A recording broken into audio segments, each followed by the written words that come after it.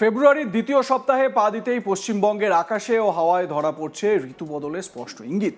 ৯ ফেব্রুয়ারি ২০২৬ সোমবার এই দিনটি আবহাওয়ার নিরিখে রাজ্যের জন্য একটি গুরুত্বপূর্ণ মোড়।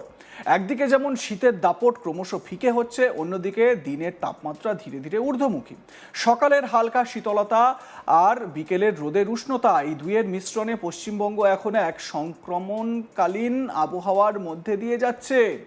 আলিপুর আবহাওয়া দপ্তরের দীর্ঘমেয়াদী প্রবণতা বিশ্লেষণ অনুযায়ী ফেব্রুয়ারির প্রথমার্ধেই রাজ্যে শীতের যে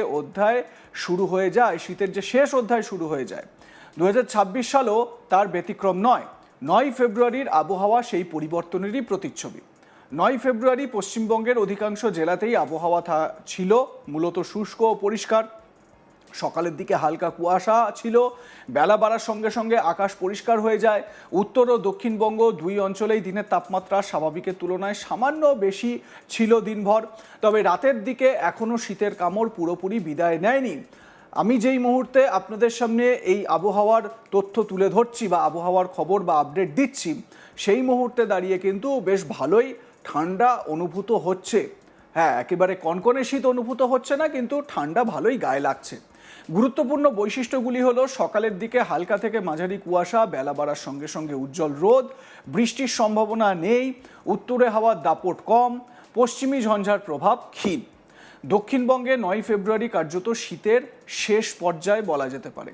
কলকাতা, হাওড়া, হুগলি, উত্তর ও দক্ষিণ ২৪ পরগনা, পূর্ব ও পশ্চিম মেদিনীপুর, নদিয়া, মুর্শিদাবাদ সব জেলাতেই আবহাওয়া আরামদায়ক। কলকাতা ও সংলগ্ন এলাকায় সকালে হালকা শীত অনুভূত হয়েছে, বেলা বাড়তেই রোদের তেজ বেড়েছে। শীতের ভারী পোশাকের বদলে হালকা জ্যাকেটেই দিন কাটাতে পেরেছেন শহরবাসী। আর্দ্রতার পরিমাণ তুলনামূলক কম থাকায় গরম অনুভূত হয়। গাঙ্গেয় পশ্চিমবঙ্গের নদিয়া, মুর্শিদাবাদ ও বীরভূমে দিনের তাপমাত্রা বাড়লেও রাতের দিকে এখনও শীতের অনুভূতি বজায় রয়েছে।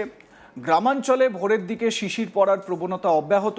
কৃষকদের জন্য এই আবহাওয়া অনুকূল, বিশেষ করে গম, সর্ষে ও ডাল জাতীয় ফসলের জন্য।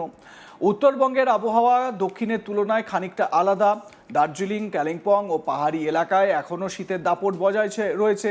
তবে সমতলে মালদা, উত্তর ও দক্ষিণ দিনাজপুর, জলপাইগুড়ি, কোচবিহারে দিনের তাপমাত্রা বাড়ার প্রবণতা স্পষ্ট। পাহাড়ে আবহাওয়ায় সকাল ও রাত যেটা দেখা যাচ্ছে যে কনকনে ঠান্ডা, মাঝে মাঝে মেঘ জমার সম্ভাবনা, প্রচুর উঁচু এলাকায় হালকা কুয়াশা লক্ষ্য করা যাচ্ছে। পর্যটকদের জন্য পাহাড়ে আবহাওয়া মনোরম হলেও খুব ভোরে ও রাতে ঠান্ডার প্রস্তুতি থাকা জরুরি। ফেব্রুয়ারির শুরুতে সাধারণত পশ্চিমী ঝঞ্ঝা উত্তর ভারতে সক্রিয় থাকে, তবে ৯ ফেব্রুয়ারি সেই প্রভাব অনেকটাই দুর্বল, পশ্চিমী ঝঞ্ঝার কোনো রকম সমস্যা দেখা যাচ্ছে না। উত্তরে হাওয়া কমে এসেছে, ঠান্ডা বাতাসের প্রবেশ কম, তাপমাত্রা ধীরে ধীরে বাড়ছে। এই কারণেই রাজ্য জুড়ে শীত বিদায়ের পথে। যদিও এটি নির্দিষ্ট সংখ্যাভিত্তিক পূর্বাভাস নয়, তবে দীর্ঘমেয়াদী গড় অনুযায়ী বলা যায় দিনের তাপমাত্রা স্বাভাবিকের কাছে বা সামান্য বেশি। রাতের তাপমাত্রা এখনও স্বাভাবিকের নিচে, আর্দ্রতা সকালের দিকে বেশি, দুপুরে কম। এই পরিবর্তন শরীরের উপর প্রভাব ফেলতে পারে, বিশেষ করে শিশু ও বয়স্কদের ক্ষেত্রে। আপনারা প্রত্যেক বাড়িতেই এই মুহূর্তে দেখছেন একটা কাশি হচ্ছে প্রত্যেকের। কাশি এবং সর্দি, এই উপসর্গগুলো কিন্তু লক্ষ্য করা যাচ্ছে।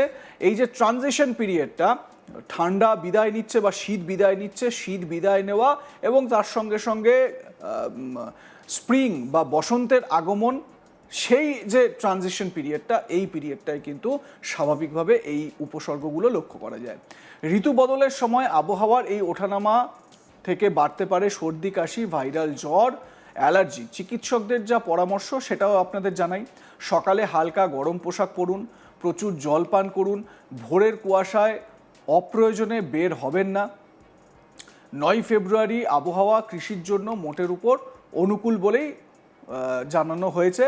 ইতিবাচক দিক হলো শুষ্ক আবহাওয়ায় ফসল তোলা সহজ, রবি ফসলের বৃদ্ধি অনুকূল, রোগের প্রাদুর্ভাব কম, অতিরিক্ত শুষ্কতা থাকলে সেচের প্রয়োজন, শিশিরে কিছু ফসল ক্ষতিগ্রস্ত হতে পারে। শীত কমার সঙ্গে সঙ্গে বায়ুপ্রবাহ কিছুটা বাড়ে, ফলে শহরে দূষণের মাত্রা কিছুটা কমতে পারে। কুয়াশা কম থাকায় দৃশ্যমানতা বাড়বে। কলকাতা ও শিল্পাঞ্চলে সকালবেলা দূষণ তুলনামূলক বেশি থাকলেও দুপুরে পরিস্থিতির উন্নতি হবে।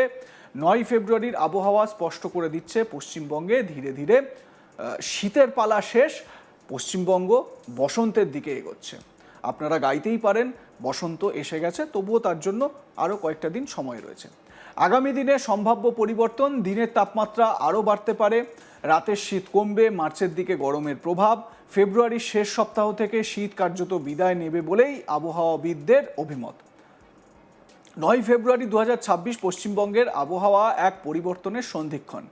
না পুরো শীত, না পুরো গরম, বরং এক আরামদায়ক মিশ্র আবহাওয়া, নাতিশীতোষ্ণ যাকে বলা হয় সেই রকম। শীতের রেশ বা শীতের শেষ পোর্শনটুকু সেটা উপভোগ করার পাশাপাশি আগামী দিনের উষ্ণতার জন্য প্রস্তুত হওয়ার সময় এখনও সকালের যে রোদ, সেই রোদটা কিন্তু বেশ মিঠেই লাগছে, কিন্তু আর কয়েকদিন পর থেকে সেটা লাগবে না।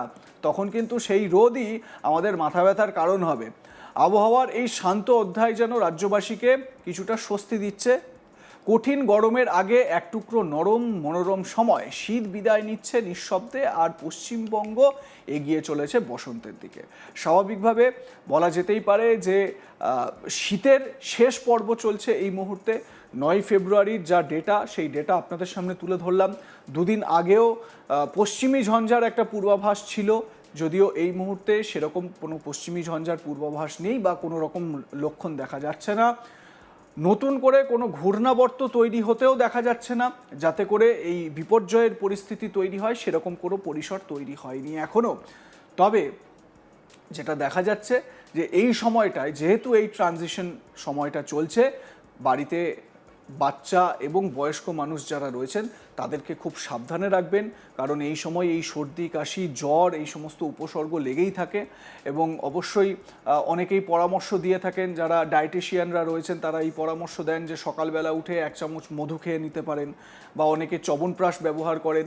তো এতে করে শরীর গরম থাকে এবং স্বাভাবিকভাবে এই ধরনের যে উপসর্গগুলো, সেই উপসর্গগুলো থেকে আপনারা একটু দূরে থাকতে পারবেন। এবং স্বাভাবিকভাবে আমি যেটা লক্ষ্য করছি, আপনারাও হয়তো লক্ষ্য করছেন, সেটা হচ্ছে এই সময়টায় প্রচণ্ড রকম কাশির একটা সমস্যা দেখা যাচ্ছে। ঘরে ঘরে ঘরে ঘরে সবার মধ্যেই কিন্তু বাচ্চা থেকে বয়স্ক প্রত্যেকেরই এই কাশির সমস্যা হচ্ছে এবং তার সঙ্গে কাফ উঠছে।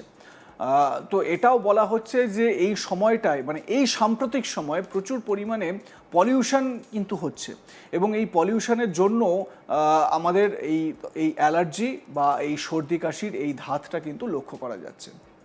মনোরম হচ্ছে গিয়ে এই সময়ে পাহাড়ি এলাকায় ঘুরতে চলে যাওয়া। যদি আপনারা এখনও শীতকে বিদায় দিতে না চান, যদিও কালের নিয়মে বলছে শীত বিদায় নিচ্ছে আর কয়েকদিনের মধ্যেই, কিন্তু যদি আপনাদের মন না চায় তাহলে অবশ্যই পাহাড়ে চলে যান, কাছে পিঠে দার্জিলিংয়ে চলে যান, কালিম্পং, কার্শিয়াং রয়েছে, সেই সমস্ত জায়গায় চলে গিয়ে এই মনোরম পরিবেশটা উপভোগ করতে পারেন। লাইক, কমেন্ট, শেয়ার করে আপনাদের মতামত জানান। দেখতে থাকুন আজ তাক বাংলা, সাবস্ক্রাইব করুন ইউটিউব চ্যানেলটি।